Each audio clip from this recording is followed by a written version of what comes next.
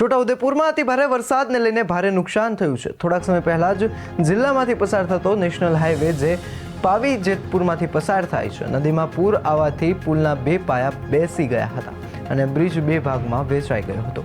રાહદારીઓ માટે અવરજવર કરવા માટે રસ્તો બંધ થતા લોકોને વધુ 30 કિલોમીટર ફરીને જવું પડે છે, જેને લઈને કોંગ્રેસના પૂર્વ નેતાઓએ વિરોધ નોંધાવ્યો હતો।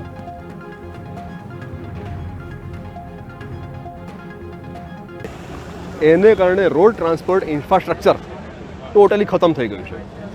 એટલા માટે એના કારણે છોટાઉદેપુર જિલ્લાની પ્રજા છોટાઉદેપુર જિલ્લા મથકે આવન જાવન કરવામાં અને એ સાથે સાથે સ્ટુડન્ટોને, કિસાનોને, આમ પ્રજાને જે તકલીફ પડી રહી છે, રાજ્યમાં છેલ્લા ઘણા લાંબા સમયથી વરસાદ જે પડ્યો, અતિશય વરસાદ થયો, એને કારણે ઘણું બધું નુકસાન થયું। રસ્તાઓનું નુકસાન થયું, ખેતી પાકને નુકસાન થયું, પુલ તૂટી ગયા। એ બાબતમાં છોટાઉદેપુર જિલ્લો કોઈ બાકાત નથી।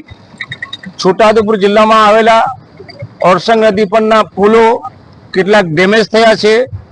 બારજ નદી પરનો પુલ ધોવાણ થઈ ગયું છે।